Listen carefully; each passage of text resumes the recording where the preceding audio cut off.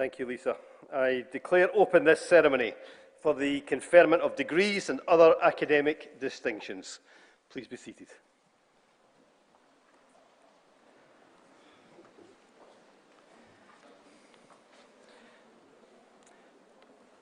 And can we just start by thanking the brass quintet, Thistle Brass, who play for us every year at these graduation ceremonies so very well. In particular, that music, Let Us Rejoice. We're rejoicing today, and we're grateful to them. Thank you.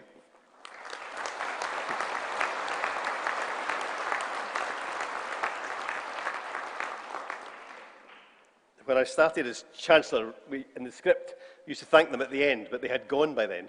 So they never ever heard the gratitude of everybody who's here, and they play consistently well for us at every graduation ceremony, graduates of the Royal Conservatoire of Scotland, which is a fantastic breeding ground for talent here in Scotland.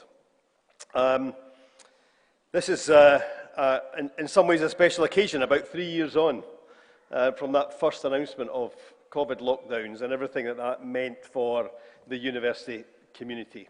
And I'm very grateful to everybody who's not just worked through that period, but to all of you who have managed to work your way through that period to get here today to graduate. And I'll say a bit more about that in a second. Unlike last year's ceremony, which was the first since the COVID lockdown announcement, when even at that time we couldn't shake anybody's hand, or I was having to use the cap and just almost touch people's head rather than actually touch them. This year we're back to full graduation ceremony again, and it's an absolute pleasure to be here. I want to welcome those who join me on the platform today. We have representatives of the University Court, staff, other guests of the university.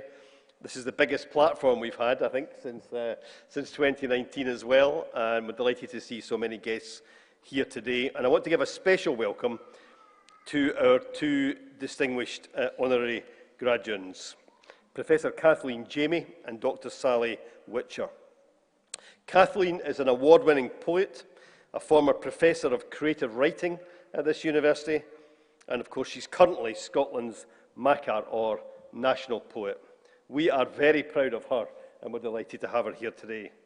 Sally is a fearless campaigner on disability who has had a distinguished career in a range of leadership roles in related fields, often advising government ministers. Sally was awarded an OBE in 2006 for services to disabled people, and we are very proud to have her here with us today. And you'll be hearing more about both of them later in the ceremony. But today you are graduating after what's been an extremely challenging few years. Your education for many of you was interrupted in different ways during the pandemic. And I do think you should give yourselves an extra pat on the back today for successfully navigating that challenging time. I'm also sure, though, that you've done that with support from family or friends or both. So I want to start today, it's a very proud moment for them as well, but I want to start today on your behalf, thanking all the family and friends who are either here today or watching, who've supported you through that, and I'm sure you would want to do that too. So thank you very much to all of them.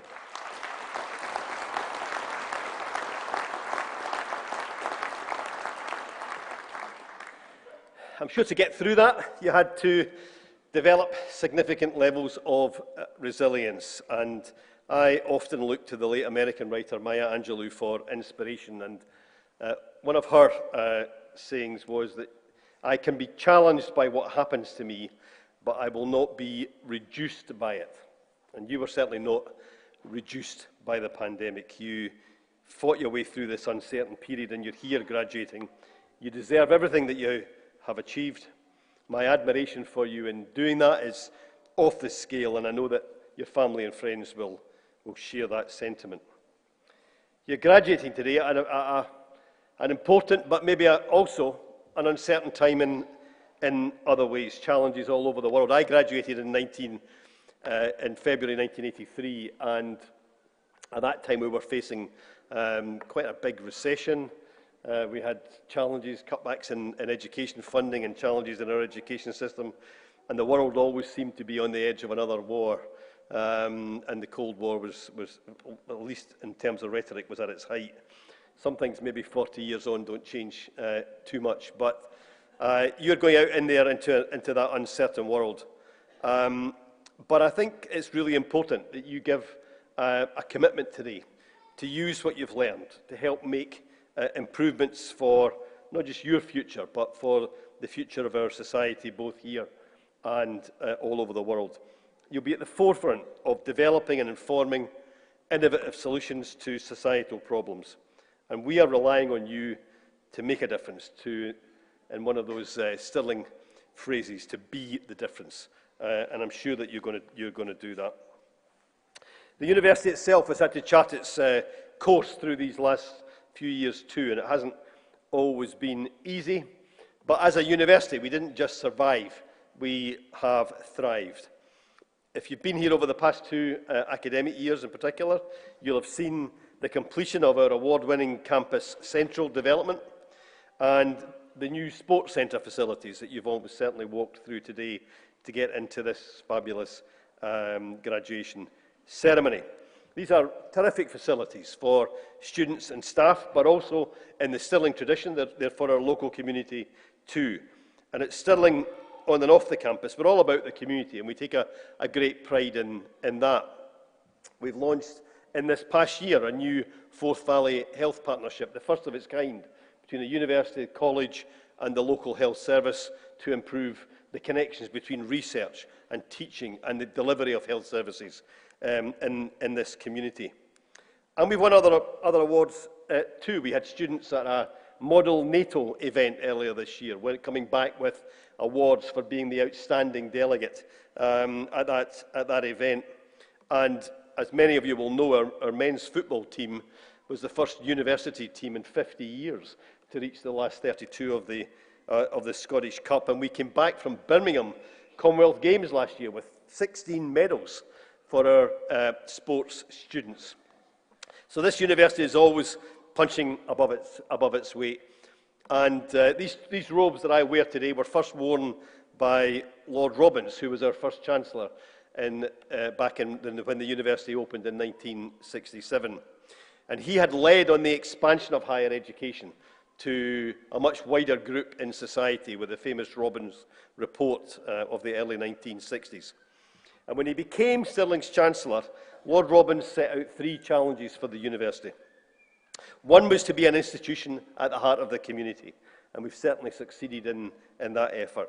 The second was to be innovative, and Stirling has always been innovative. Some say innovation's our middle name. But the third challenge was also to be international and outward-looking. And today, international students account for 34% of our student population. We're proud to have no less than, and this will shock you, 141 different nationalities studying at this campus. We teach internationally also, including in Singapore, Muscat and in the Emirates. We partner with institutions in other countries on dual degrees. And without doubt, we are truly international. And this enriches the fabric of this university and the experience for all of our students and for our staff. And I understand we actually have today 36 different nations represented in this graduation ceremony. And that's not bad for a university that's still quite young and is just here at the heart of Scotland. But we also need to remember that not everyone enjoys that opportunity. We can't ignore the terrible events taking place elsewhere in the world. And I've been asked to say again today, just over 1 year on from the horrific invasion of Ukraine, that this university expresses its full solidarity with the people of Ukraine, in particular the students and staff of their education system, whose education has been terribly impacted by the invasion and the terrible violence we've seen since. And for everyone for whom the conflict has brought not only the pain and trauma of war, but the breakdown of their hopes and dreams, we're thinking of them, and we hope they'll get back to education soon. When I graduated from Stirling 40 years ago, this university's very existence was threatened. We were a new university. We didn't have very high research scores.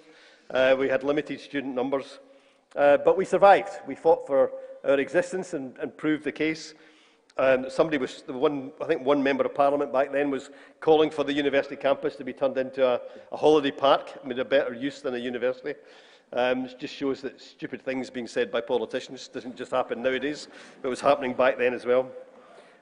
Today we're a thriving university, 17,000 students globally. Back then there were challenges about the university's research.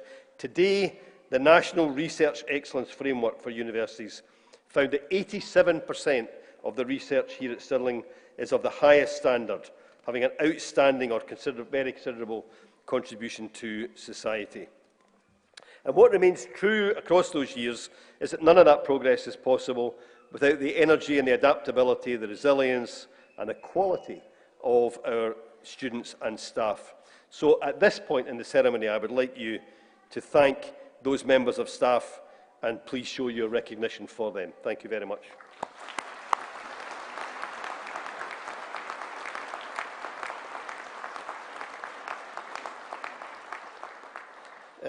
Last September, I travelled to Malawi, a country that I've travelled to a fair number of times over recent times, to go and visit a number of girl students at secondary school that are being supported by my foundation with a scholarship to get back into education after the pandemic. And I met in particular a young woman called Calisius Ganuel. 4 years ago she had a baby. She's 18 years old. She dropped out of school. Her early marriage, that had also been part of that process, had fallen apart, and she was out of school with a baby with absolutely no hopes for the future. She's now in her second year at Kankau Community Day Secondary School in Malawi. Her mum, Yasmita, says that she can now concentrate on the other 6 kids with the £3.50 a week that she earns. She could never have paid the £50 a year school fees, and now Calisius is back at school and has some hope for the future. And I mention that because, to go back again to my student days, we used to say that education was a right and not a privilege, and that was our campaign slogan. But actually over the years I've come to realise that it's both a right and a privilege. That I think it's really important that when you leave here today, that you recognise that you've used your right to get your degree, a postgraduate or undergraduate, but you also have that privileged position to go and make a real difference, to contribute to not just to your family and your own life, but to others as well. And I never give people too much advice because we all make mistakes in our life and we've all got good things and bad things that we can talk about. But if I could say anything to you, I would say that when you make mistakes in that life, learn from them honestly. And when you have some success, enjoy it with humility. And when you have moments of ambition, seize those moments and don't be afraid of them. You are well equipped to take them on. Studying at this university in Stirling is an experience that will live with you forever. I hope that you have enjoyed your time in this community, but I also hope you now join the community of Stirling alumni that extends far beyond this campus. A community of alumni all over the world who hold dear their Stirling experience, as I know only too well. So, a massive congratulations from me. Please enjoy your day. Thank you very much.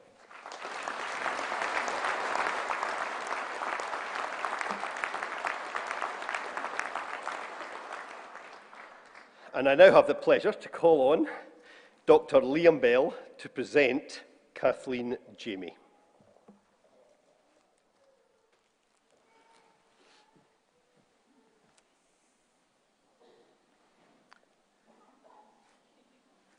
Chancellor, members of the University, graduands and guests, it is for her stellar contribution to Scottish poetry and nature writing, for her work in aiding civic participation in her role as Scottish Macker, and for her outstanding contribution as Professor in Poetry here at the University of Stirling that we honour Kathleen Jamie today.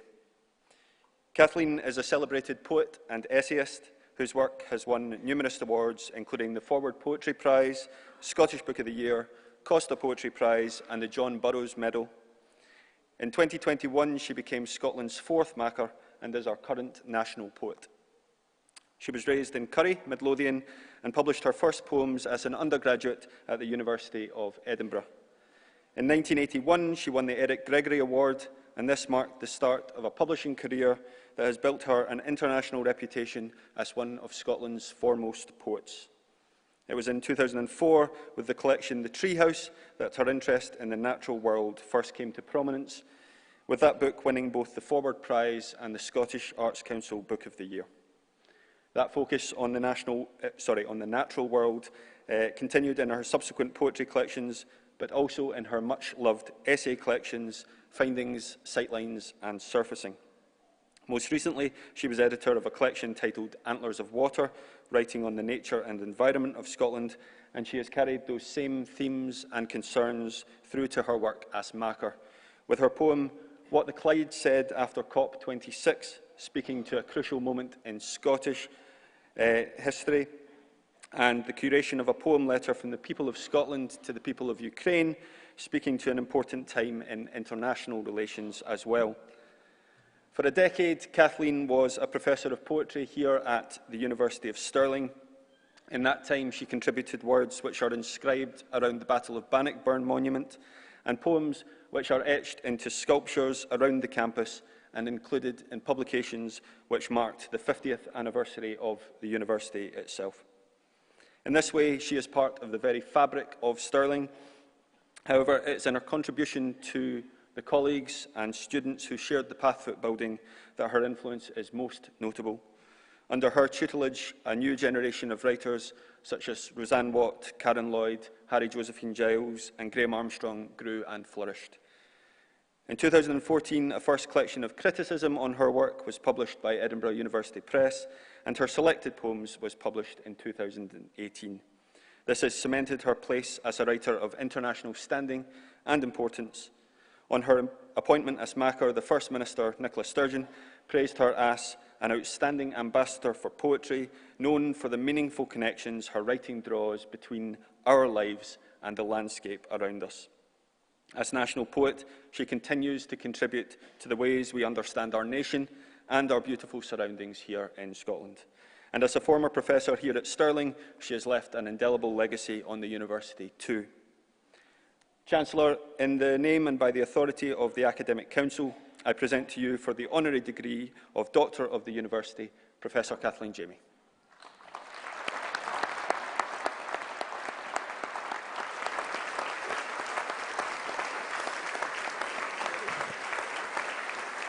I confer upon you the honorary degree of Doctor of the University. Congratulations.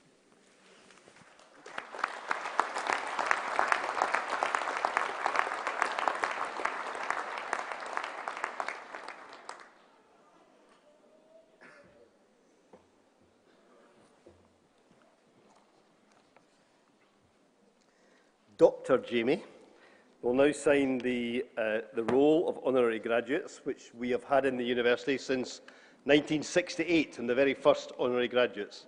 In fact, the first signature in the book is of Lord Robbins, who received an honorary degree the day that he became Chancellor. And Kathleen is the 423rd honorary graduate of the university. But as I said earlier, we have a special treat today when we have a second honorary graduate as well. So congratulations, Dr. Kathleen Jamie, and thank you to Dr. Liam Bell for not just presenting so well, but also by far being the best dressed person on the platform today. Congratulations, Kathleen.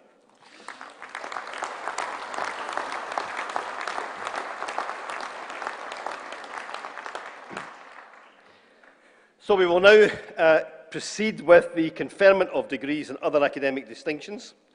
And I now call upon Professor Kirsty Blair of the Faculty of Arts and Humanities to present the candidates for awards, and I confer upon these candidates the awards for which they are now presented.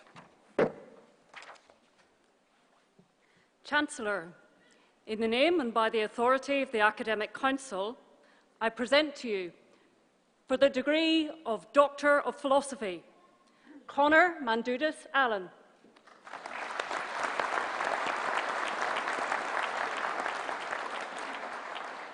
Alice Maud Austin.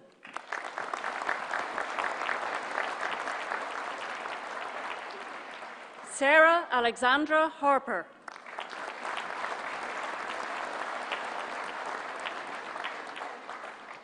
Christina Neuwirth.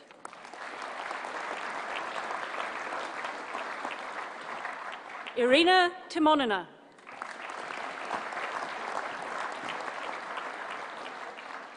For the degree of Master of Letters Publishing Studies, Sabrina Ward.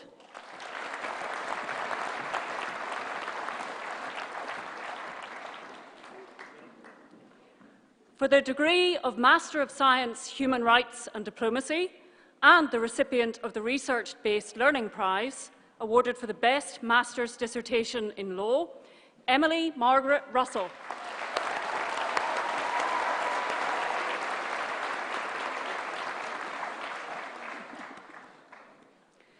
For the degree of Master of Science, Human Rights and Diplomacy, Gemma Bailey.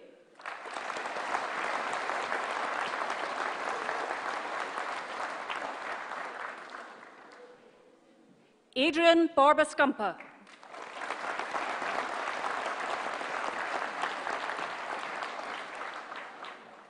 Caroline Dallas Crawford.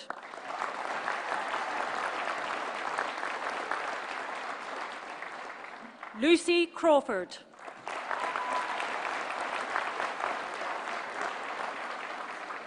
Lorna Frances Duncan.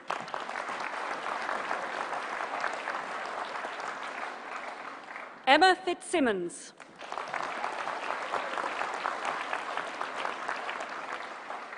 Michael Gillespie.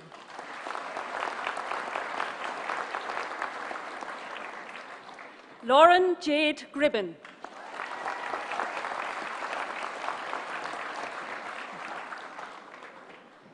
Vilda Hefte.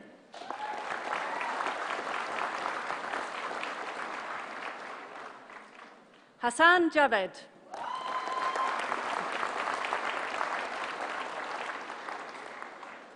Georgia Drew Lee Johnston.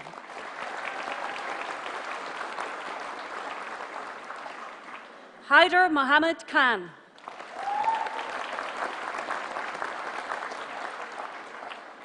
Harriet Kirby Smith.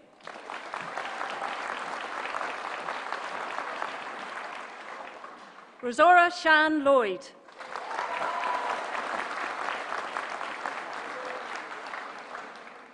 Georgia Jessica Marshall.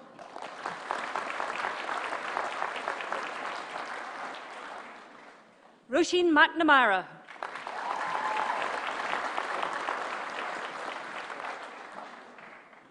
Lucy Taylor Fife Nelson.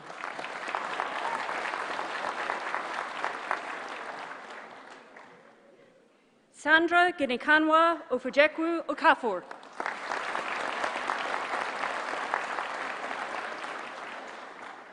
Mibaka Joy Orien.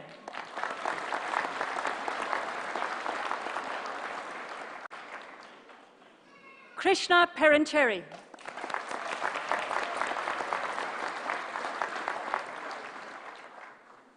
Rebecca Ray.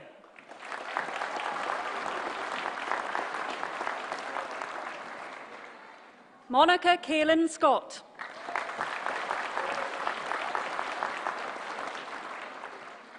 Anna Shestak.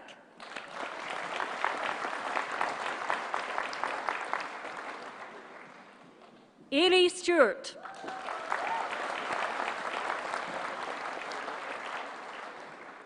Emma Elizabeth Sturgeon.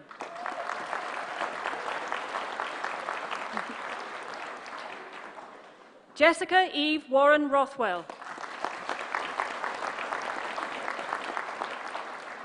Cheyenne Weber.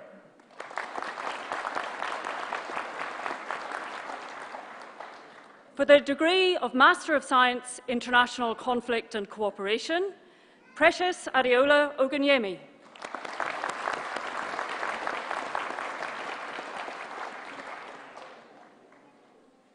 Barwako Ahmed Said.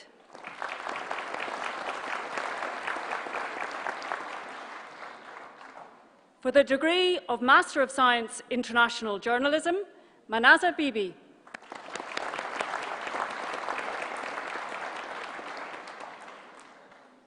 For the degree of Master of Science Strategic Communication and Public Relations, Babatunde Timothy Taiwo Adebisi.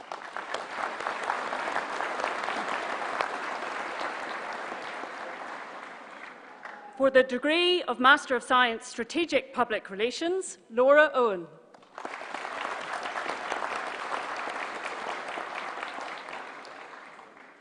For the Postgraduate Diploma, Digital Media and Communication, Daljit Singh Chibar.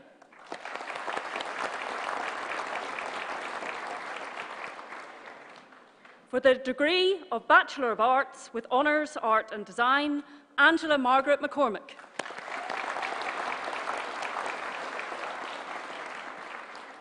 For the degree of Bachelor of Laws, Ronan McAfee.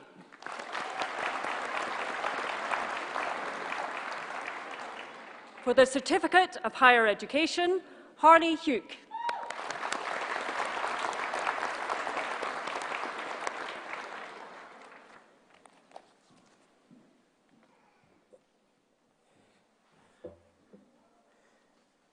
Congratulations, everybody, and thank you to Kirsty Blair. Thank you, Kirsty.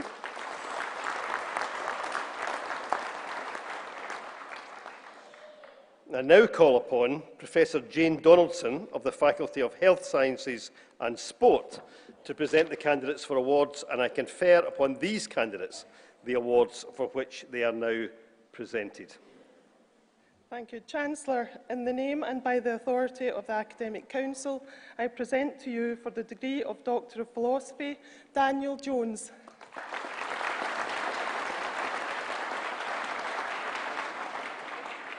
For the degree of Doctor of Nursing, Jacqueline McRae.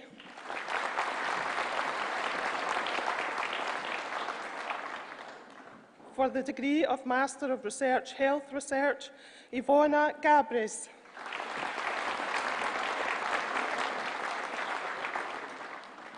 For the degree of Master of Science Advancing Practice, Jennifer Young.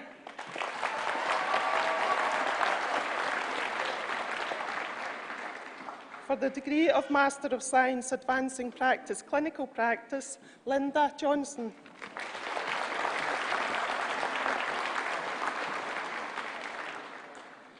For the degree of Master of Science Psychology of Sport, Jaya Naomi Wilson.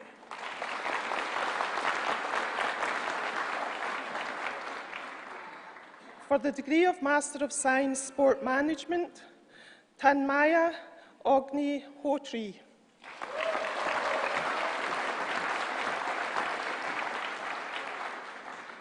Maria Arancibio Martino.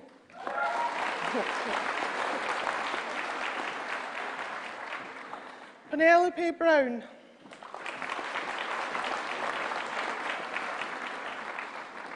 Amy Christine Donaghy.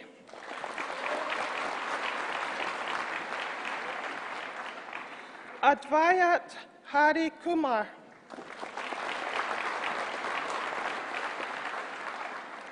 Tizi One Bayu.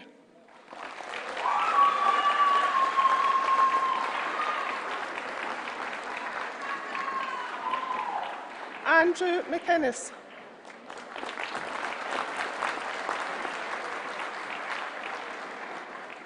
Muhammad Asad Munnar.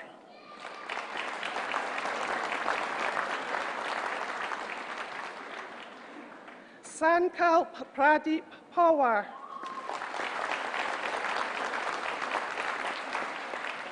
Shreyas Krishna Rajmohan.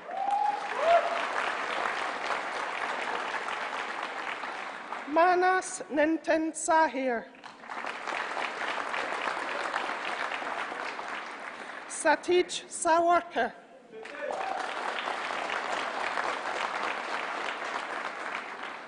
Karthikeyan Shanmugavelu. Vetisha Singh.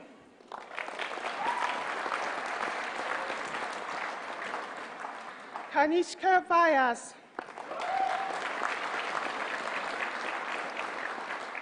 He Song Yan.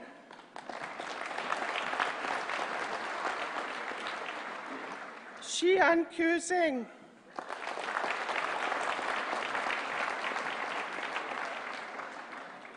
For the degree of Master of Science Sport Performance Coaching, Kit Bremner.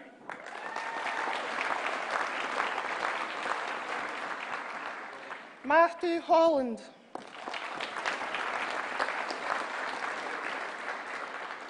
Lorna McLean.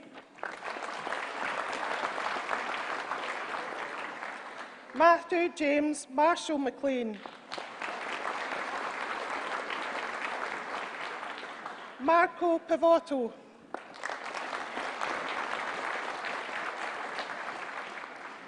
For the Postgraduate Diploma Advancing Practice Clinical Practice, Elaine Blackwood.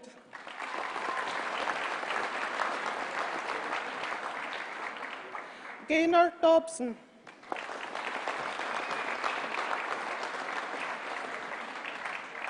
For the Postgraduate Diploma Early Years Practice Health Visiting, Rebecca Hamilton.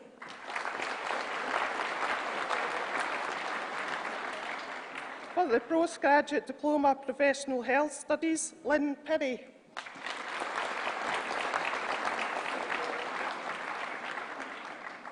For the Postgraduate Certificate Public Health, Deborah McGill.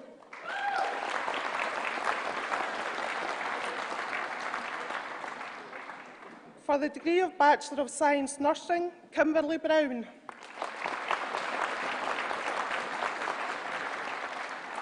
Sarah Joanna Fulham.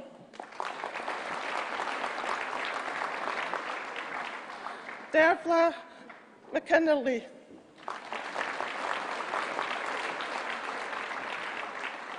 Lindsay Moira Campbell McKendry.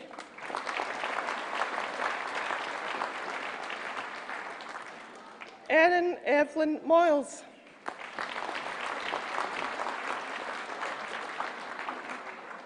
Susan Rogers.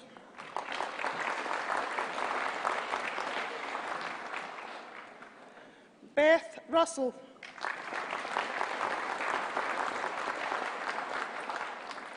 Emily McLean Scott.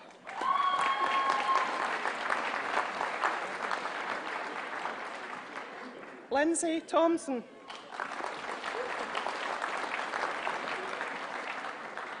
Jessica Marie Wright.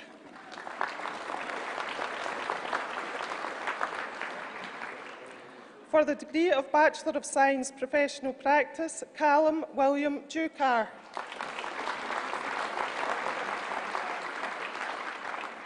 For the degree of Bachelor of Science Professional Practice Paramedical Science, Zachary Macy Almond.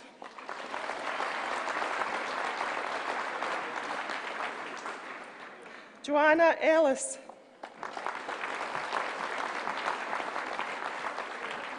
Katie McGrattan.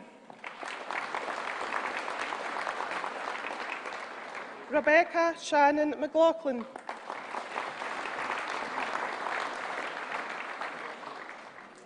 Dustin Norris.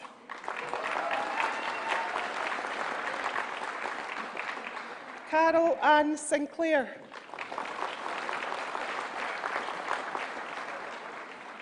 Wendy Taylor.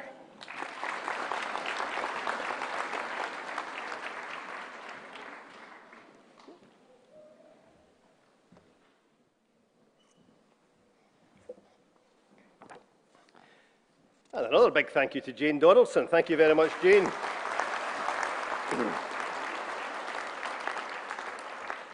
And I now call upon Dr. Claire Wilson of the Faculty of Natural Sciences to present the candidates for awards, and I confer upon those candidates the awards for which they are now presented.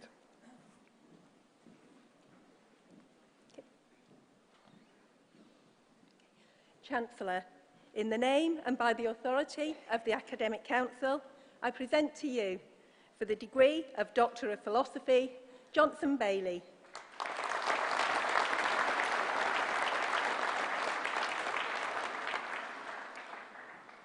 Hazel Janet Blake.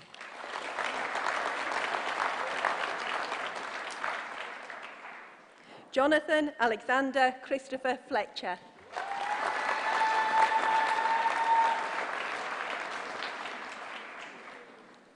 Judith Jackson.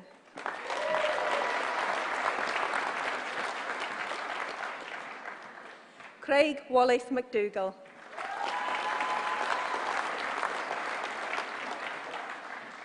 Mikhail Dikas.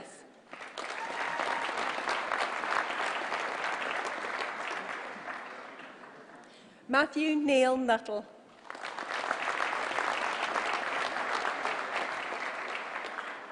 Kirsten O'Sullivan.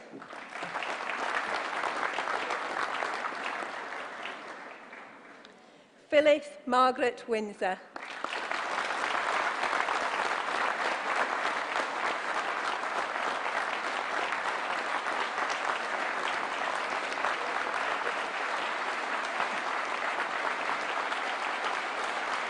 Simao Zacharias.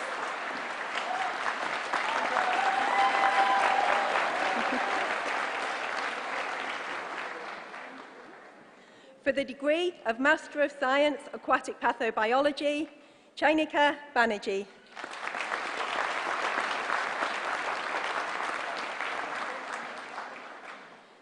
For the degree of Master of Science, Artificial Intelligence, Athira Devi Chitrapal.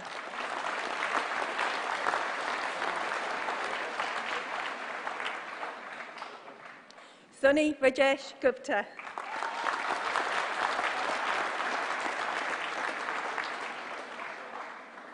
Saktavil Selvaraj.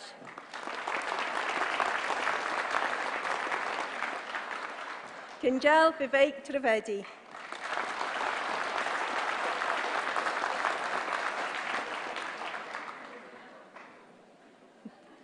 For the degree of Master of Science, Big Data, Salete Tete Akpotaso Nate.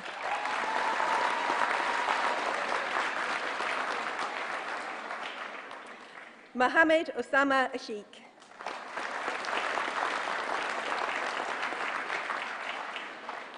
Abigail Johanna Dawson.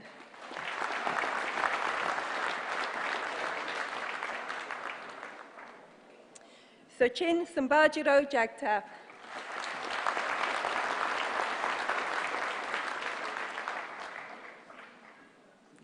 Adarsh Jyoti.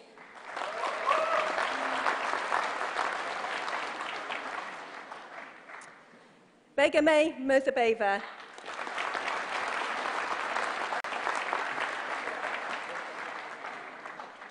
Soldier Maria Suni.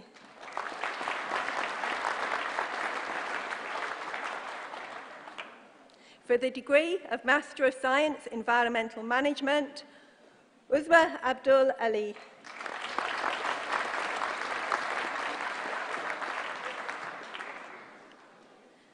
Kartik Krishna Acharya.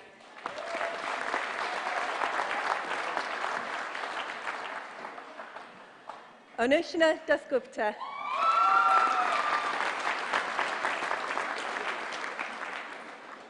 Rabia Shazadi.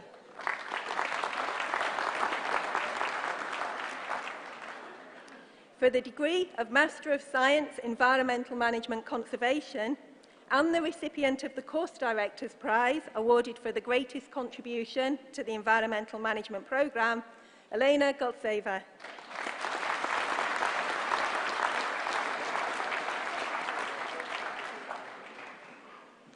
Natasha Kerry Allen.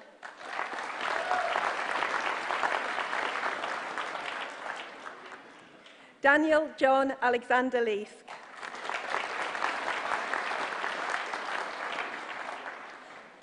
Thomas Skinner.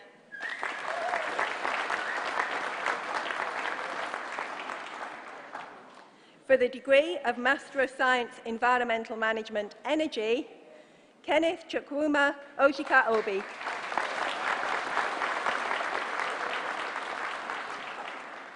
Elliot Sorby.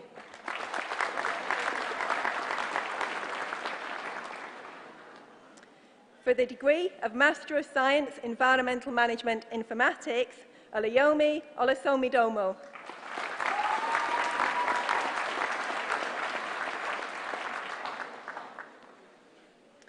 For the degree of Master of Science Financial Technology, FinTech, Jalalua Adeniki Funian.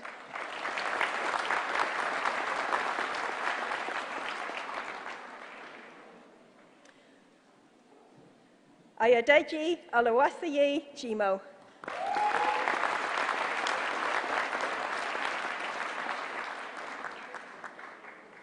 Sean Lynn.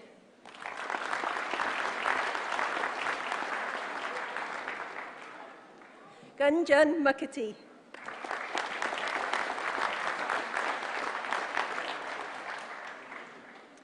Fred Obiri Yabawa.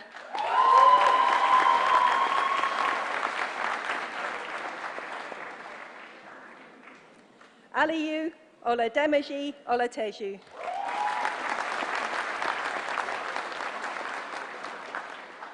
Sangran Sim Bawasaheb Power.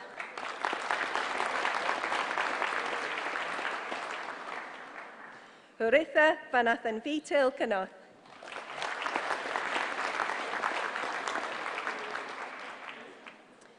For the degree of Master of Science Health Psychology, Mashida Siraj.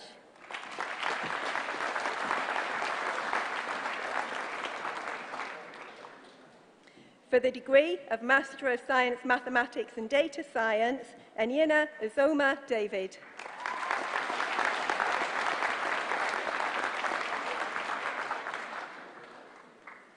Ebenezer Olusegun Oho.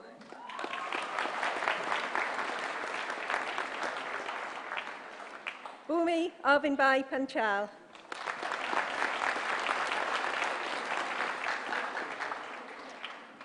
For the degree of Master of Science Psychology, Rachel Curry.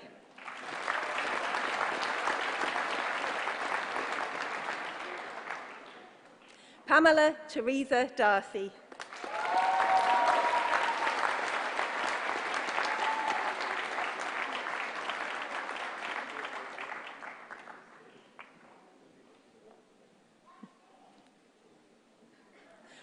Donna Davies.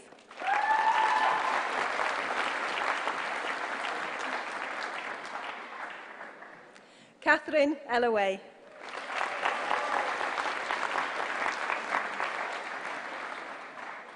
Ava Lukachova.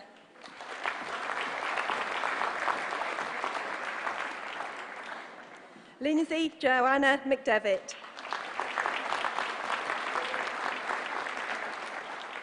Aileen Margaret Moore.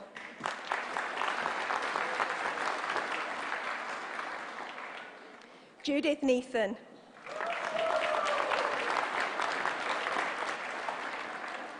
Tobai Shukwu Joel Namani.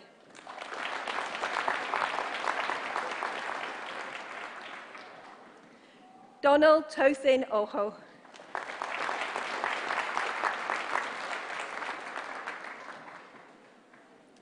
For the postgraduate diploma, Big Data, Mariam Iabo Bacon.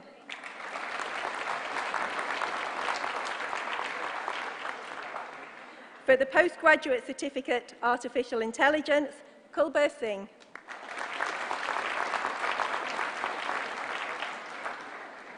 For the postgraduate certificate, Psychology, Ganiat Alaidai Abdul Salami.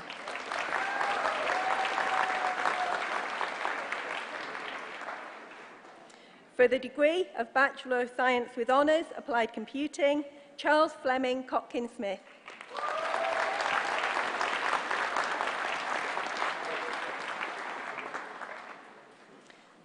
For the degree of Bachelor of Science with Honours, Computing Science, Cahul Caldwell.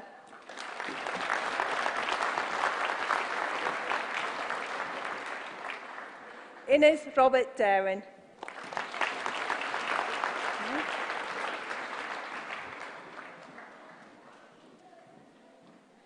For the degree of Master of Science Business Analytics, Emanuela Ikpamosi Ikadowa. Venkata Naga Danush Babu Chandrala.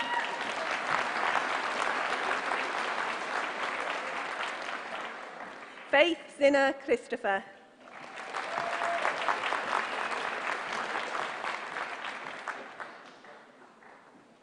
Olaweyemi Akintunde.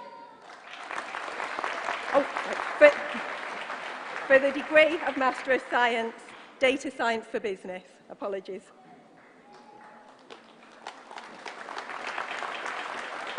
Nandini Mathialagan Emelatha.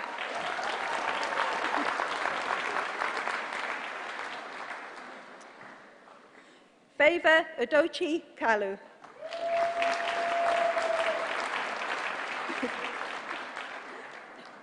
Anish Gajendra Kedar.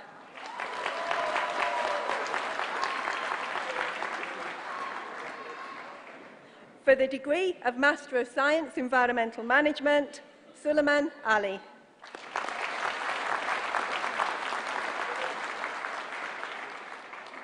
For the postgraduate diploma Artificial Intelligence, Maran Bashir.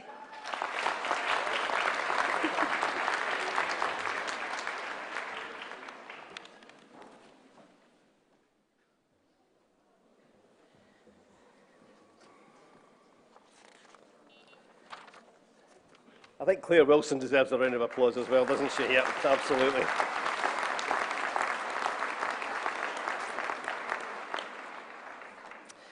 So,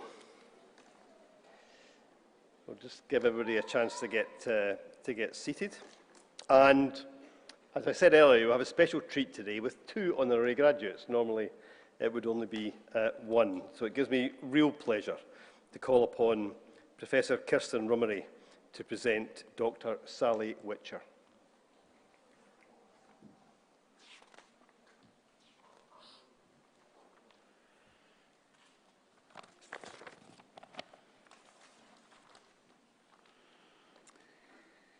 Chancellor, members of the University, graduands and guests, it's a great honour to be with you today, particularly in person, and to recommend Dr. Sally Witcher for an honorary doctorate.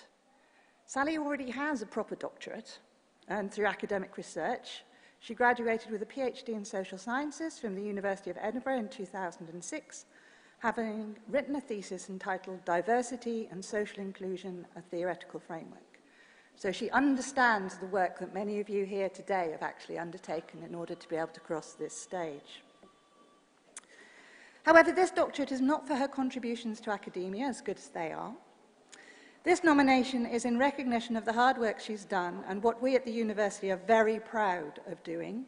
She's turned that academic knowledge into real impact, particularly for disabled people. She's worked as a member of the Care Inspectorate, the Deputy Director of the Office of Disability Issues and the Department of Work and Pensions. Not jealous of you of having had that job, Sally, sorry. The Director of the Child Poverty Action Group, the Chief Executive Officer of Inclusion Scotland, and most recently as the Chair of the Scottish Commission on Social Security, amongst others. In each of these roles, she's used her academic prowess and understanding of research to make a significant and practical difference to the lives of disabled people. Just some examples that some of you may know about in your daily lives. The establishment of directively involving people with lived experience in government policy making as common practice. This is something I and colleagues on the podium today have done lots of research into. We know that policy is done better if it's based on lived experiences of people, and Sally has really driven through that action. She's worked through the Disability Research on Independent Living and Learning programme to drive co-production with end users as a valuable method of academic research. Again, something that I and many colleagues in the Faculty of Social Science are really proud to use as a method. The co-production with users of Social Security of a devolved Social Security Charter, against which the delivery body, Social Security Scotland, is held accountable to Parliament annually. She led as the chair of the establishment of the highly influential Scottish Commission on Social Security, the vast majority of whose many recommendations for improvement to regulations to ensure human rights are embedded are accepted. And the introduction and growing of an internship scheme at Inclusion Scotland that has placed disabled people, often disabled graduates, I have a personal stake in this, including one of my children, into paid internships in all sectors, many of whom have gone on to work in the Scottish Government Civil Service, and one of whom is now an MSP. I personally value her contribution as a fellow academic and an activist for a better Scotland for disabled people. And I want to finish with a personal story that shows just how important Sally's work has been. Prior to the devolution of disability benefits to the Scottish Government, I applied for what was then called personal independent payments, mainly down to this. As you've seen, I need a crutch to walk, and I also have significant hidden impairments that I can stand on the stage and pretend I don't have, which is very lucky for me. I was denied, and you may not know this, but over 75% of appeals for the non-granting of personal independence payments are awarded, which means that in 75% of cases, at least, the initial decision was wrong. I should have appealed. I'm a professor of social policy. I know the system better than anyone. But the whole process was so demeaning and difficult that I actually ended up in hospital. The process that should have given me and people like me extra support for the costs of my impairment made that impairment worse, and I was definitely not alone. I'm going to fast forward now to last August and the launch of what's now called the Adult Disability Payment in Scotland, which has replaced the Personal Independence Payment. And there are two major significant differences that Sally has played a role in instigating. One, the assessment was actually carried out by officers employed directly by the Scottish Government, not a for-profit agency with targets to reduce expenditure. Now, I and other academics working in social policy have been pointing out the research evidence for years that shows that outsourcing assessments for disability payments is a really bad idea. We were listened to, we wrote lots of lovely papers which have significantly helped our ref score, but nothing was ever done until people like Sally and the people that Sally worked with actually pushed it through into action. And secondly, and really importantly, the process was redesigned, having very carefully listened to the experience of service users, which is exactly what Sally was telling them they needed to do all along. And with, and I quote, respect and dignity as the driving values. I've just learnt that I've been awarded the enhanced rate of adult disability payment, which means I can buy myself a mobility scooter. I need to warn my colleagues that I may be driving this around campus. I would advocate that you get out of my way because I'm not very good at it. She's called Penelope. She's purple. Those of you who are staying on after masters to do PhDs may also see me. It means I can get around at work, but perhaps more significantly for me, I can get around with my family and leisure much easier. And I would avoid Edinburgh Zoo in the next few weeks because that's where I'm taking my children with my disability scooter. I haven't changed. I had this when I was asking for it the first time. But the system has. It is much better and fairer, and that is down to Sally's work. In the name and by the authority of the Academic Council, I present to you for the honorary degree of Doctor of the University, Dr. Sally Witcher.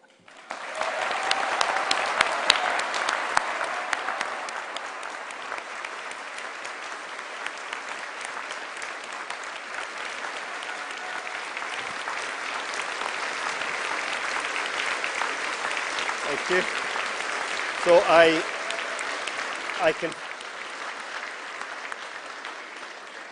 think that's the longest applause I've ever had for an honorary graduate, but I do still confer upon you the honorary degree of Doctor of the University. Congratulations, Sally.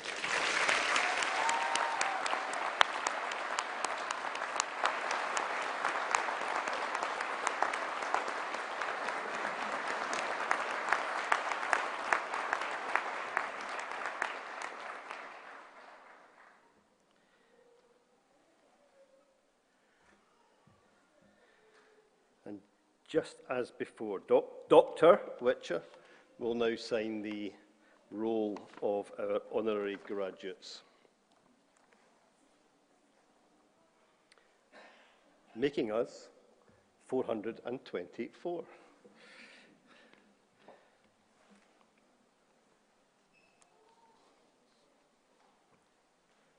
one of whom I think is on the wall.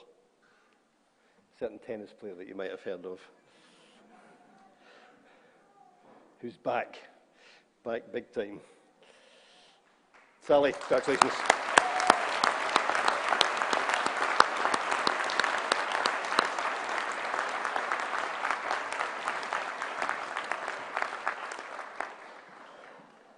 And a huge thank you to Kirsten Romery as well. Thank you very much.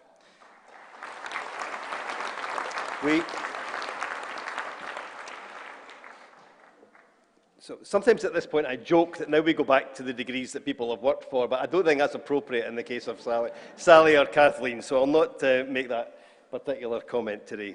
We will now proceed with the conferment of degrees and other academic distinctions, and I call upon Professor Derek McGee of the Faculty of Social Sciences to present the candidates for awards, and I confer upon these candidates the awards for which they are now presented. Chancellor, in the name and by the authority of the Academic Council, I present to you for the degree of philosophy, Zoe Russell.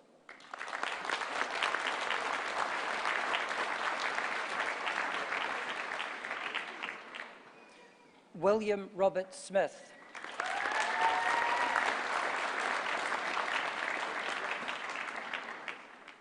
For the degree of Masters of Science, Applied Professional Studies, Management and Leadership in Social Services, Catherine Baker.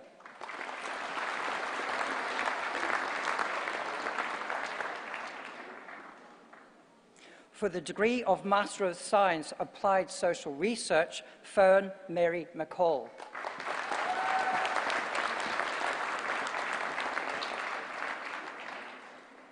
For the degree of Master of Science, Applied Social Research for Dementia, Gary Richard Ward.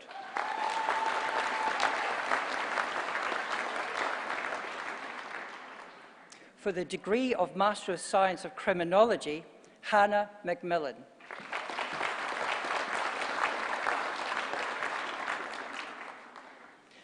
Megan Thorpe.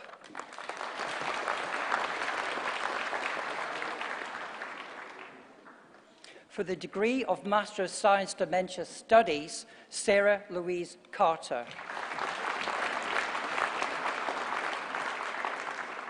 Claire Louise Joy Hammond.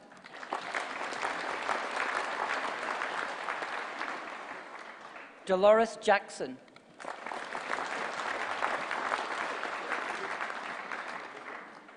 Amanda May McBride.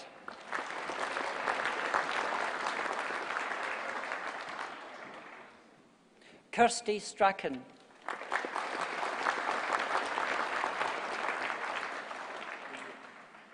For the degree of Master of Science, Disaster Interventions and Humanitarian Aid, Adeje Opeme Olarasogo.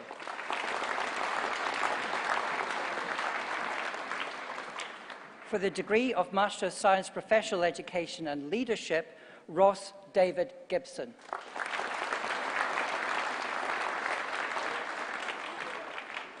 Rachel Louise Gilmore.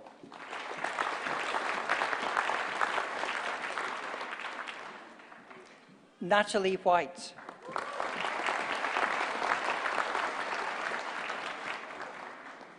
For the degree of Master of Science, Teaching English to Speakers of Other Languages, Zahar Riz Salah Mohammed Aziz.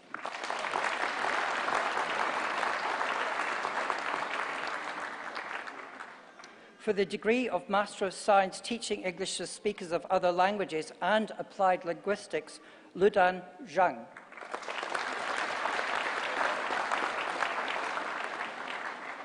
For the postgraduate diploma, Applied Professional Studies, Management and Leadership in Social Services, Gillian MacDonald.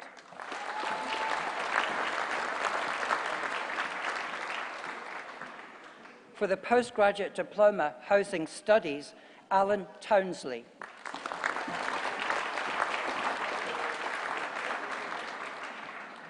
For the postgraduate diploma, Professional Education and Leadership, Lauren Honey.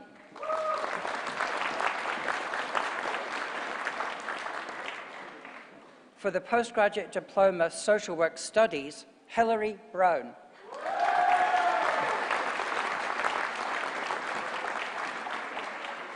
Elspeth Crawford.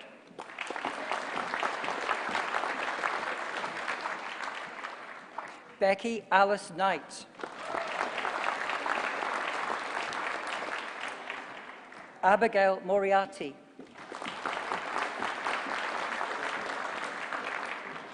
Donna Marie Murray.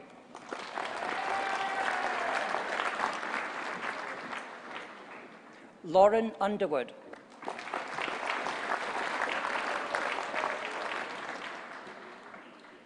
For the Postgraduate Certificate, Education Leadership, Gillian Price.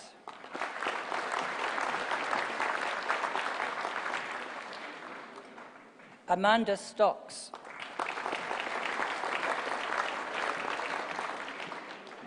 For the Postgraduate Certificate, Social Enterprise, Tracy Riley.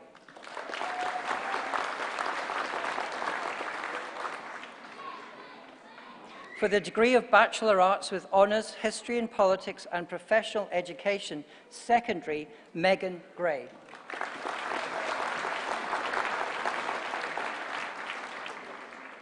For the degree of Bachelor of Arts with Honours, History and Sociology with Professional Education, Secondary, Jodie Sharkey.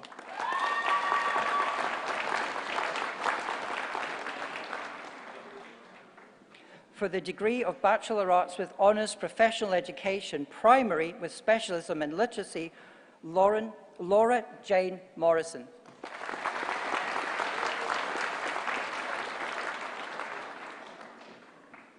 For the degree of Bachelor Arts with Honours Professional Education, Primary with Specialism in the Environment, Sarah Lindsay.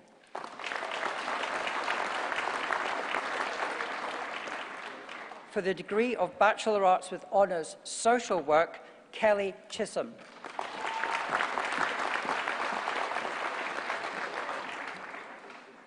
For the degree of Bachelor Arts with Honours Sociology and Social Policy, Olivia Francie. For the degree of Bachelor of Science with Honours Environmental Geography and Professional Education, Secondary, Kimberly Emma Cunningham.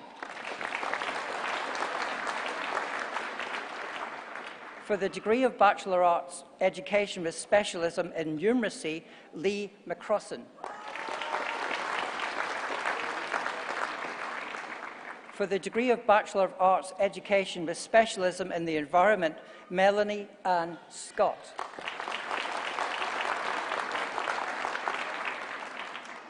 For the degree of Bachelor of Science, Physics and Education, Rory Omen.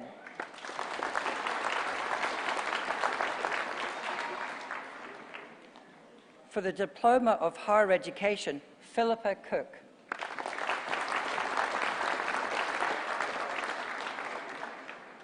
For the Certificate of Higher Education, Hassan Malik.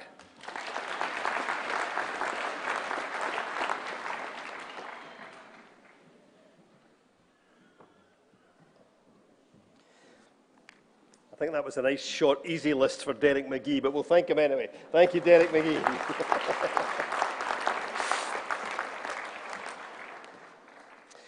And then this is the not-so-short list. So I call upon Professor Kevin Grant of Stirling Management School to present the candidates for awards, and I confer upon these candidates the awards for which they are now presented. Chancellor, in the name and by the authority of the Academic Council, I present to you, for the degree of Doctor of Philosophy, Sasha Ann Hurd Saunders.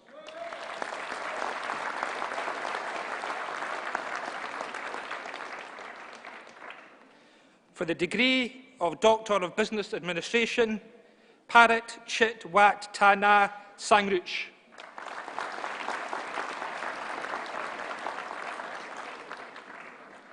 For the degree of Master of Business Administration and the recipient of the Steve Wong Memorial Prize, awarded to the most outstanding MBA student, Divish Loha.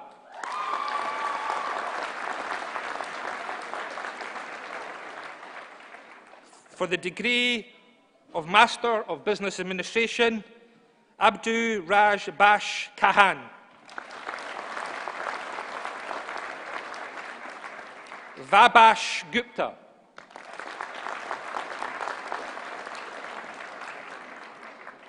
Kami Nadez Islam.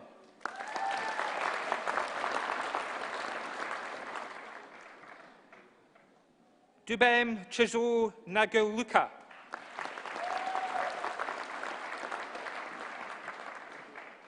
Anik Patin.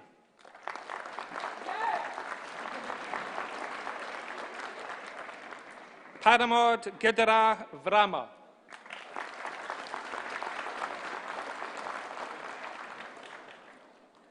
For the degree of Master of Science, Business Analytics, Obali Arakwali Aziz.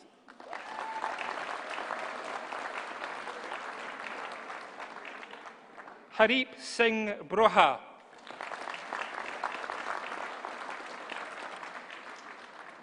Shiatal David.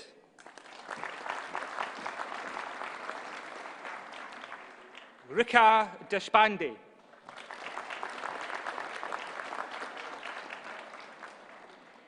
Mohammed Fahim.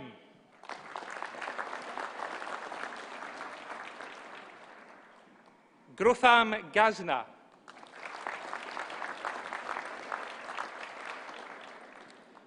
Mohammed Robalil Hossan.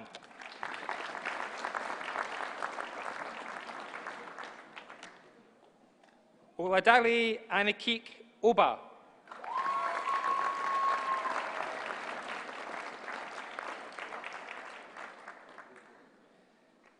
Tolu Lukep O Gun Nia.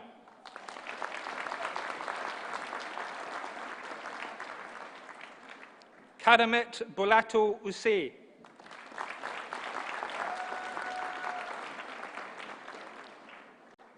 Tapashi Rawar.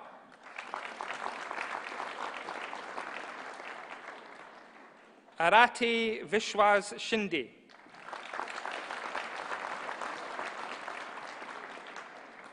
Sanatu Singh.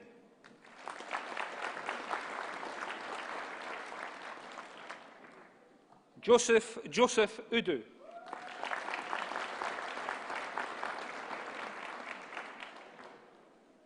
Youssef Mozala Amanata.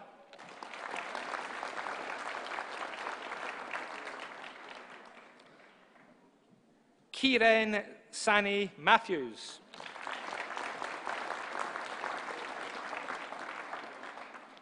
For the degree of Masters of Science, Business and Management, Mizab Muib Baig.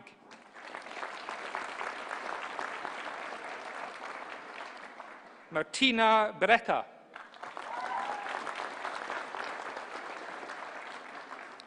Rahul Charan. Mohammed Azmir Hazma.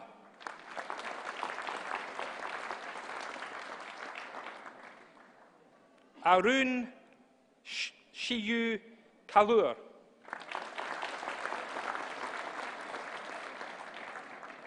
Faza Khalid.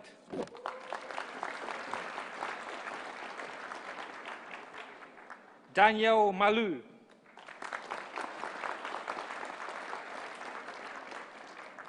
Siri Rama Mulaharan. Iwaiteo Unagala Lula.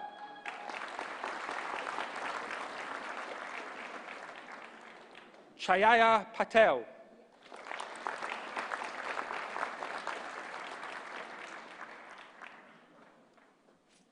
Vishka Rai.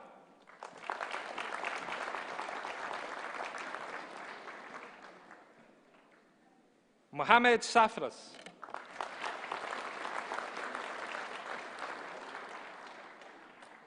For the degree of Master of Science, Data Science for Business, Sinu Bula Adamola.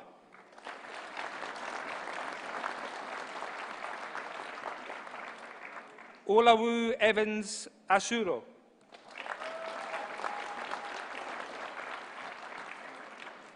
Joy Chinwe.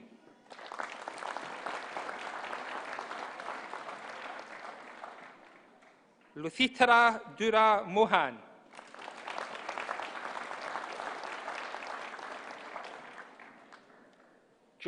Joyce Sarah Moon.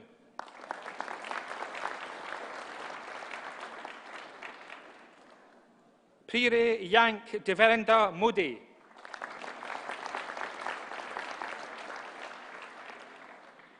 Tulupi Olawandamilirola OPJ.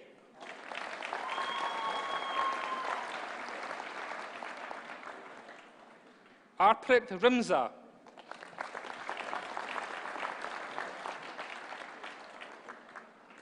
Shu Tai Mai Vai Sa Rukiti.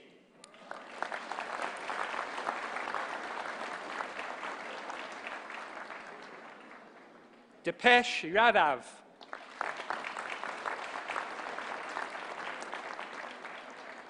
Varishna Binoy.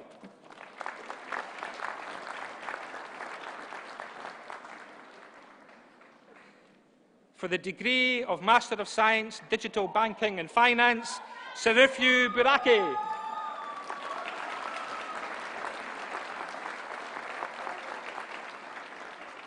Prali Sinju Junjivi Nana.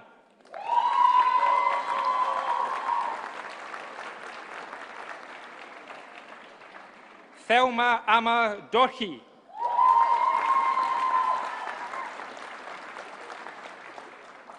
Jiju George.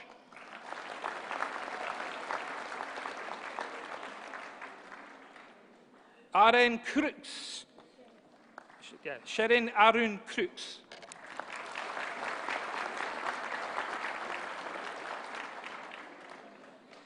For the degree of Master of Science, Finance and Data Analytics, Jamie Bryan.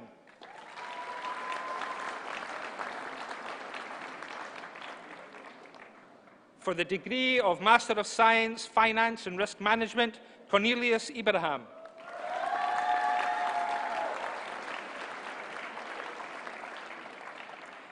For the degree of Master of Science, International Business, Gulam Abbas.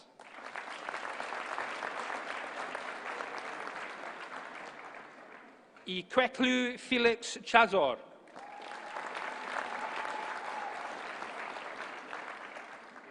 Shalapa Handu.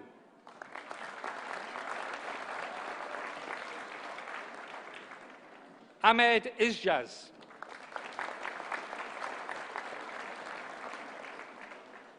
Francibi Jokum Jacob Aru Markham.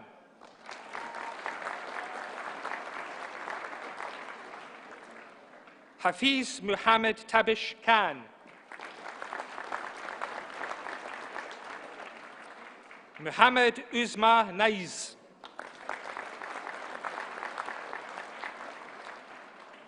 Emona Zunio Jones Ogadu.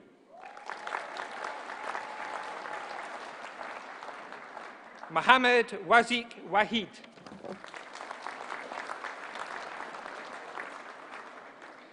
For the degree of Master of Science, International Business and Marketing, Jorman Akinchulike Josie.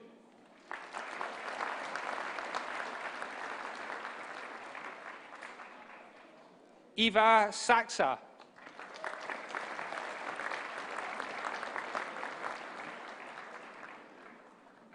For the degree of Master of Science, Management and Marketing, Farhan Ali.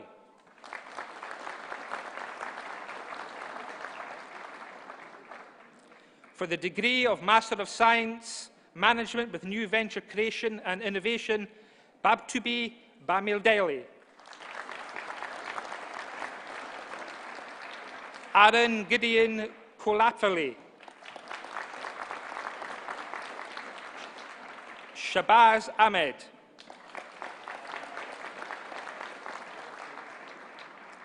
For the degree of Master of Science, Marketing Analytics, Prince Ofi Abdu.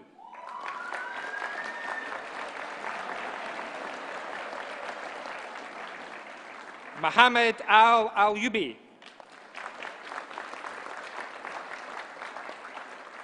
Mohammed Zubra Hafzi. Anushri Aira.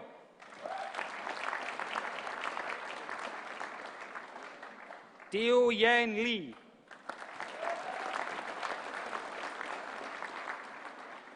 Nabil Naz. Pratik Puri.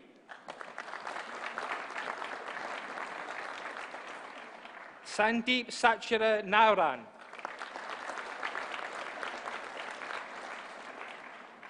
Priyanka J. Aparash Akish.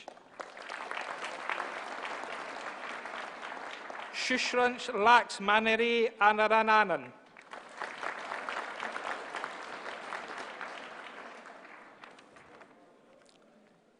For the degree of Master of Science, Marketing and Brand Management, Iniko Tiluta Williams.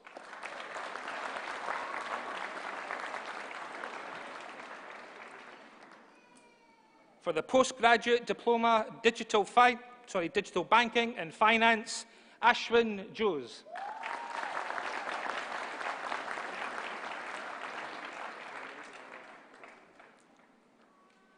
For the degree of Bachelor of Arts with Honours Business Studies, Shwala Abuka Tabi.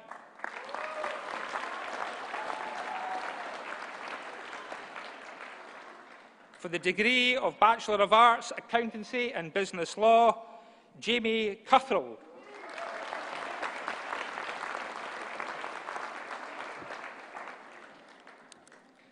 For the degree of Master of Science, International Business, Amin Ashraf.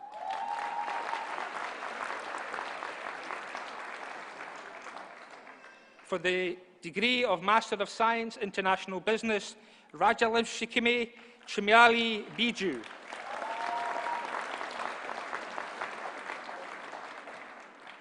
For the degree of Master of Science, Marketing, Shafula Fazal.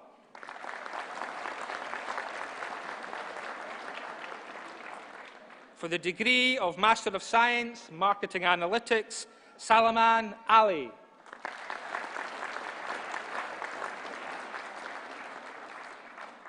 For the degree of Master of Science, Marketing and Brand Management, Rabia Talib.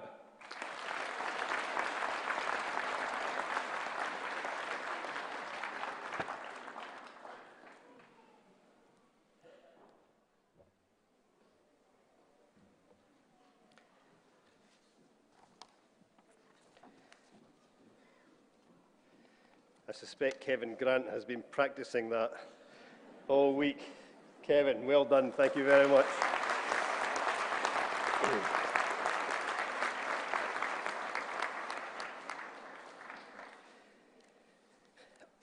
Sadly, some people aren't able to make the graduation ceremony, and it's particularly true for many of our international students who have had to return home in the gap between finishing their degrees and our celebration here today. But it's very important that we recognise their efforts as well. So I confer upon those candidates listed in the official record who have satisfied the academic requirements and who are not present the awards for which they are qualified. If they're watching, congratulations to them too.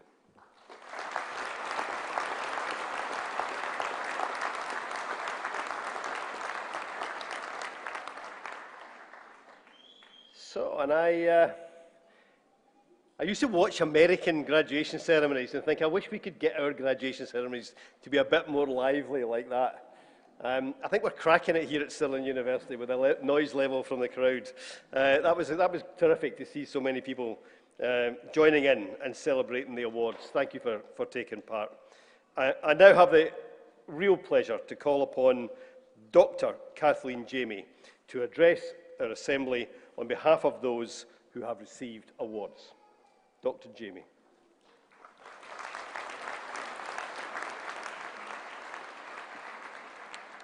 Thank you, Chancellor, members of the University, graduates and guests. I'm thrilled and honoured to be able to share this special day with you. I was thrilled and honoured and very surprised to be receiving an honorary doctorate here at Stirling.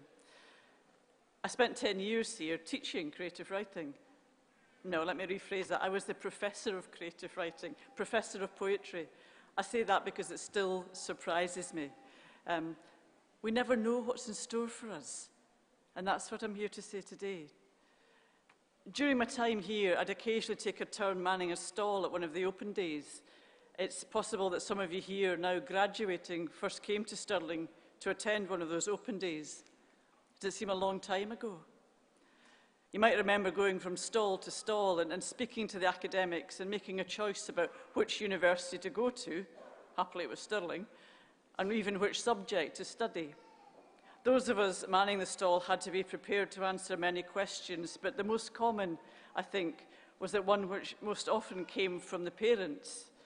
It was this: what kind of job can my son or daughter expect to find once they graduate?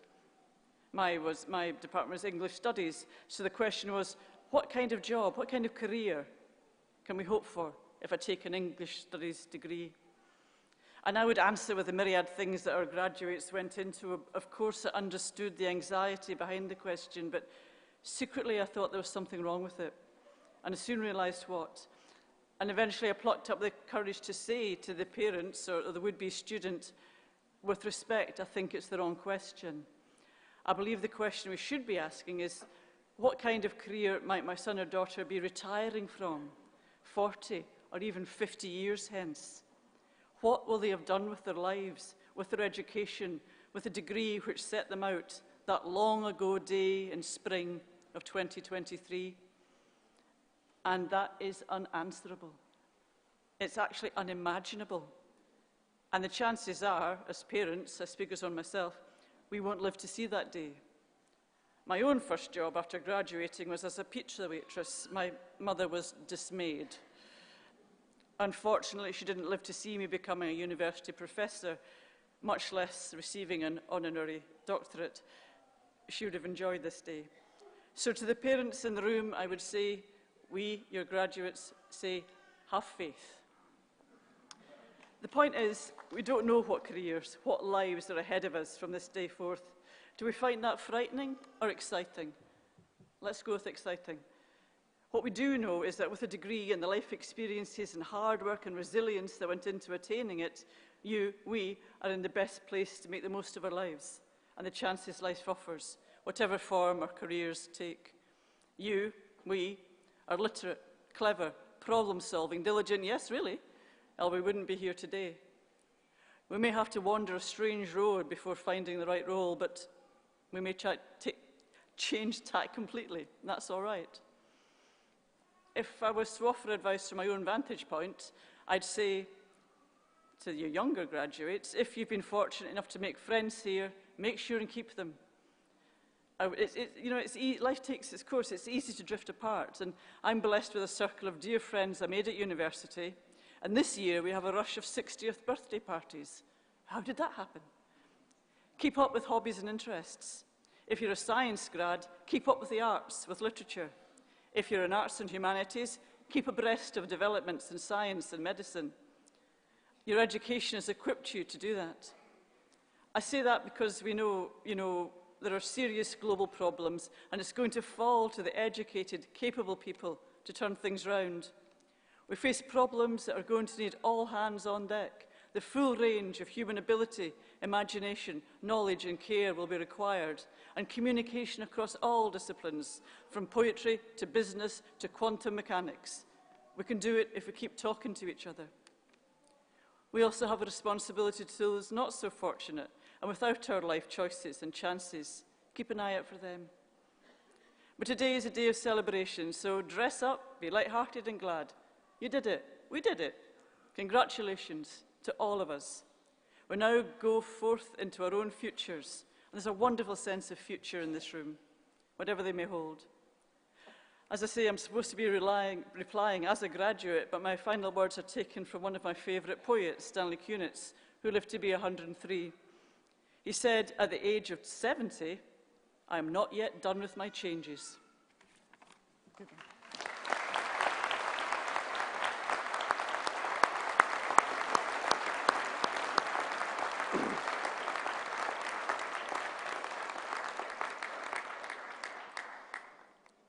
We're very fortunate at this university. There have been 4 national poets of Scotland, 4 Scottish Mackers, since I had the privilege to create the post when I was First Minister, and we appointed the first one, Edwin Morgan, who at the time was a very obvious choice. The third Maccar, the third national poet, was Jackie Kay, who was a student here at the same time as me by coincidence. I certainly don't have her talents, but I do remember her as a feisty young student who became a fabulous poet and a really wonderful Maccar. And when my daughter graduated from Stirling University, Jackie Kay got an honorary degree and made the most fabulous speech on behalf of the graduates that day. And I think we've just had another fabulous speech on behalf of the graduates from Kathleen, encouraging us all to seize the excitement of life rather than be afraid of it. So thank you very much, Kathleen. That was terrific. Thank you.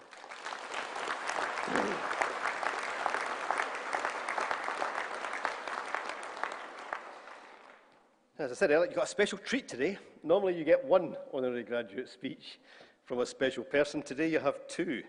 So I'm also going to call upon Dr. Sally Witcher to address the Assembly on behalf of those who have received awards. Dr. Witcher.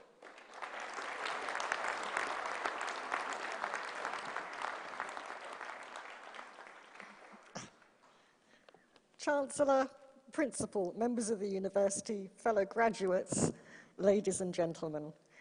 It's both a great pleasure and an immense surprise to find myself here today, promoted to the rank of Dr. Witcher, for two reasons. The first, obviously, is that to be awarded an honorary doctorate is an amazing, precious, and unexpected occurrence. It means even more to me that it comes from such a prestigious, outward-looking institution as the University of Stirling. This is a university I've crossed paths with on various occasions during my 25 years in Scotland. The second reason is because, for me, this is an extremely rare day trip out. I am one of millions of people in the UK who, after 3 years, are still compelled to live in lockdown due to the widespread removal of protections from COVID, despite its ongoing prevalence and impact. To be here is not without risk. However, when it is something that really matters to you, and this does to me, risks are worth taking. But it would have been foolhardy if it hadn't been for the efforts of the organisers of this event to mitigate those risks. I've often found it's the people working behind the scenes who make the difference between inclusion and exclusion, between something being delivered, an institution functioning or not. Their contribution is not always recognised. And so you may like to take a moment to thank them, along with your teachers, of course, who I know worked phenomenally hard throughout your time here towards this landmark day.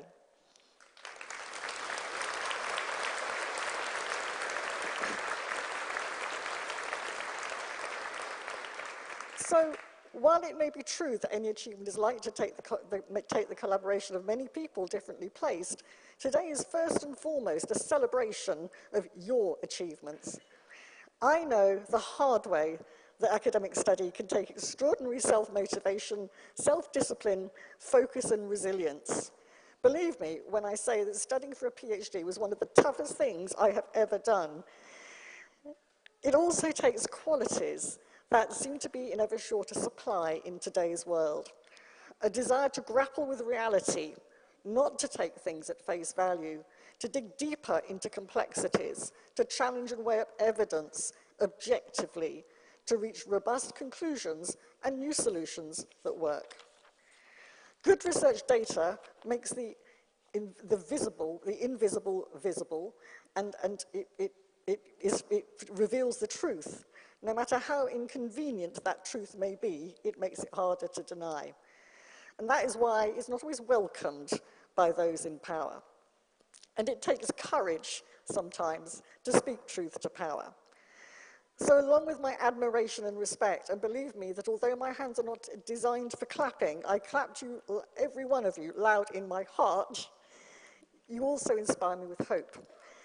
In a so-called age of post-truth and alternative facts and conspiracy theories, the age of reason, this is not. And this is why a capacity for reason is so sorely needed. Please don't ever lose it. Make it your anchor in whatever you go on to do, and through what could be very choppy waters ahead. So you'll be aware we have the misfortune, or could it be the fortune, the good fortune, to be living in interesting times. Just this week, there have been dramatic headlines of a last chance to save the planet. This may sound like the stuff of science fiction, but it is science fact. And it's not a rehearsal. So along with climate catastrophe, communications technology, we've seen our economic and democratic systems challenged and reconfigured. COVID has given already weakened systems and humanity in general something of a seismic shock. And we're seeing both the exacerbation of pre-existing inequalities and the generating of new inequalities around new types of risk. And what we are seeing is that business as usual, carrying on as before, is actually undermining business as usual. So while it may sound contradictory to suggest you should hang on to what you've learnt, while simultaneously be willing to think completely differently, I would argue that the latter follows on from the former. Reason, objective weighing up of evidence dictates that new approaches be found. Maybe it isn't a matter of build back better, but of sustainably growing and nurturing, of going forwards somewhere else, not back to where we were, to an old normal that in many ways didn't work for very many people. And it's about envisaging what better actually means in a rapidly changing world. So I suppose the next question is, well, are new approaches possible? On a personal level, as a disabled person, I have spent my career, and I will continue to do so, trying to find new approaches. And my conclusion is, yes, they are possible, they do exist. I may have clinical risk, but most of my restrictions on my life and my freedom are not to do with that. The reality is that things could be designed differently in ways that accommodate me and people like me. So could employment, education, housing, transport, and so on be designed to accommodate me and others who are excluded? Yes. Could COVID safety be achieved and possible? Yes. We live in a world that disables, oppresses, and disempowers many groups of people in different ways, and possibly even in some ways the majority. The knowledge that it doesn't have to be that way is what has driven me, and may, I hope, also drive you. So rather than judging a society on how it treats its most vulnerable, perhaps it should be judged on how many people it makes vulnerable when it has the wealth, the know-how, and the tools not to do so. I feel extraordinarily lucky to have had so many opportunities in so many different roles to learn something new about equality and inclusion in each time, to see them through different lenses and learn from so many different people and perspectives. And that brings me back to collaboration. Whether it's about running an event like today, running a university, leading a team, research, delivering a policy or a service, or indeed saving the planet, it takes collaboration. It takes mutual willingness to learn, mutual respect, and the valuing of different types of knowledge and roles, along with the recognition of our equal humanity. And frankly, to say, if what we're trying to do is to improve the lives of other people, the people who you have to involve, it isn't about being people-centered or person-centered, it's about being person-led. Because the people on the outside are the people who know what works and what doesn't, the people with that lived experience. And frankly, if it doesn't work for them, we're all wasting our time. So to conclude, I wish you every future success and thank you for the honour of being here today to help celebrate this important milestone in your careers. What you have achieved is incredibly important and impressive, but it's what you go on to do next, that is when the fun really starts. So good luck.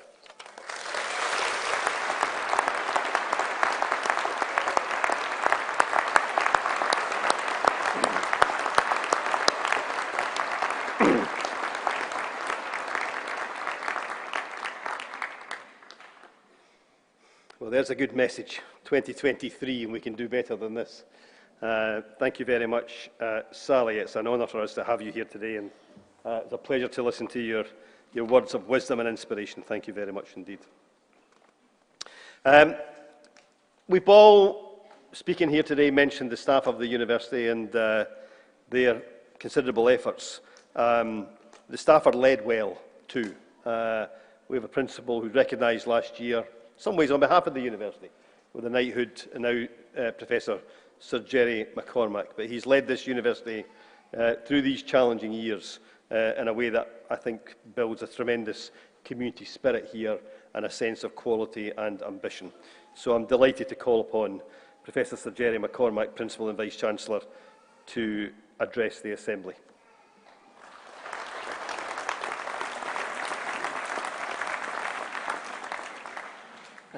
Thanks, Jack, and good morning. I think it might be afternoon. It's well afternoon. It started in the morning. It's a real pleasure to welcome you all today to celebrate your success.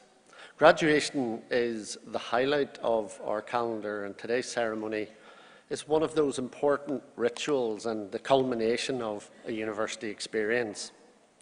It's important for us to celebrate publicly your well-deserved achievements with your classmates, our teaching and professional support staff, and of course, your family and friends. In graduating, you'll join a multicultural global network of more than 100,000 Stirling alumni from over 180 countries. I'd encourage you to please stay in touch with us and with each other, wherever your next career journey takes you. And if you haven't already, I'd encourage you to engage with the Alumni Association. They're always there for you. Graduation is a bridging moment, a time to pause and look back on your achievements and to look forward, as we've just heard, to the road ahead. You might have noticed on the lecterns, and particularly when this one came off its stand, you'll see on your certificates, on our coat of arms, which are reserved for special occasions. The coat of arms features 3 open books signifying the pursuit of knowledge is central to all that we do.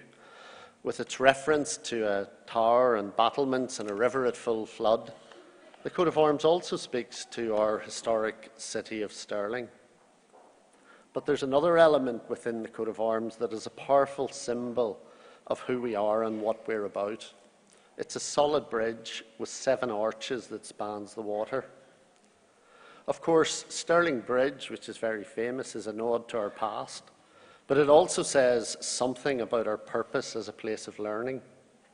Bridges connect places. They enable us to overcome obstacles in our path to reach our destination. They're good vantage points. And, of course, bridges bring people together.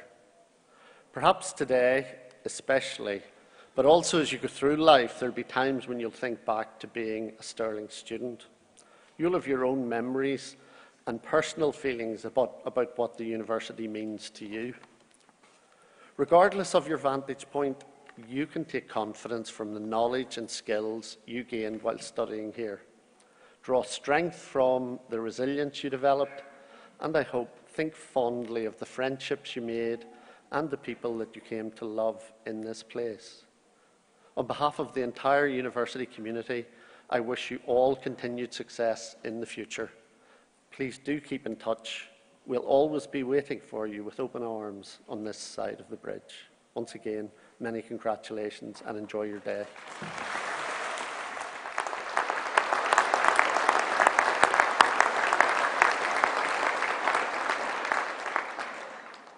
Thank you very much, Principal, and thank you, as Sally, as Dr. Witcher said.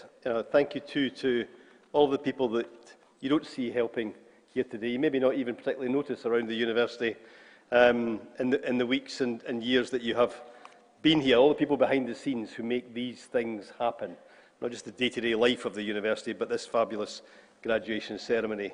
And a particular personal thanks from me to Lisa, who brings our mace and leads our procession off, but also to Daniel, our piper, who is going to lead you out of here today. Daniel is from Crieff. He joined Perth and District Pipe Band just north of here, as a youngster. But he's piped in Thailand, in Germany, and in Vietnam, as well as in Ireland and Wales, in competitions everywhere. And we're looking forward to hearing him as we close. Important words earlier from Kathleen Jamie about friendship and about the memories that you have here. Important words from both our speakers about perspective and about change. Keep these words alive in your head, but look forward to the future and enjoy today. This is a special day that you should remember. Please make the most of it with your family and your friends. Enjoy the rest of the day, and I now formally declare that this graduation ceremony is closed. Thank you very much.